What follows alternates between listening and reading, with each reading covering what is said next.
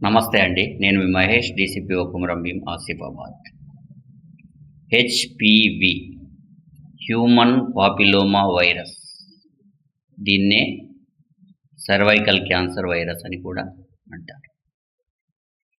ఇది ఫ్యూచర్లో రాకుండా ఉండడానికి శరీరంలో దాన్ని ఎదుర్కొనే రోగనిరోధక శక్తిని డెవలప్ చేయడం కోసం 14-15 సంవత్సరాలలోపు అమ్మాయిలందరికీ, అంటే అడోలసెంట్ గర్ల్స్కి ఈ వ్యాక్సిన్ని ప్రభుత్వం ఉచితంగా పంపిణీ చేయడానికి ఏర్పాట్లు చేసింది.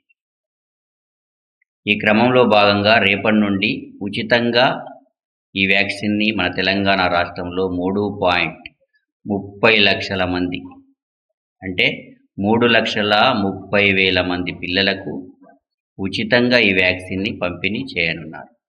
కాబట్టి ఫ్యూచర్లో సర్వైకల్ క్యాన్సర్ రాకుండా ఉండడం కోసం మనం ఈ వ్యాక్సిన్ని మన పిల్లలందరికీ, అంటే 14-15 సంవత్సరాలలోపు బాలికలందరికీ తప్పకుండా వేయించి ఈ అవకాశాన్ని సద్వినియోగం చేసుకుందాం.